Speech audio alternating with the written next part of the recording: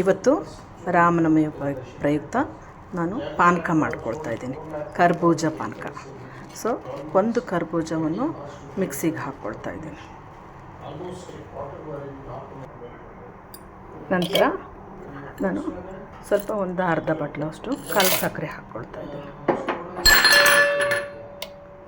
ಆ ನಂತರ ಒಂದು ಸ್ವಲ್ಪ ಏಲಕ್ಕಿ ಪುಡಿಯನ್ನು ಹಾಕ್ಕೊಳ್ತಾ ಇದ್ದೀನಿ, ಒಂದು 1/4 ಟೀ ಸ್ಪೂನಷ್ಟು.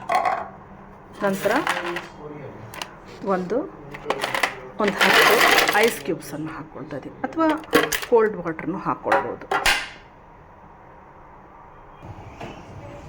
ಈಗ ಇದು ಮಿಕ್ಸಿ ಆಗಿದೆ, ಇದನ್ನು ಬೌಲಿಗೆ ಹಾಕ್ಕೊಳ್ತಾ ಇದ್ದೀನಿ.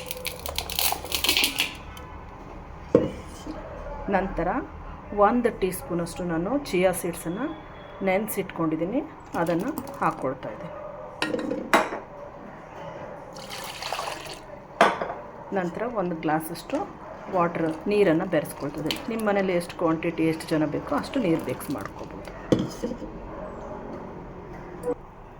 ಈಗ ಕರ್ಬೂಜ ಪಾನಕ ರೆಡಿಯಾಗಿದೆ, ಸರ್ವ್ ಮಾಡ್ಕೊಳ್ಳೋಣ.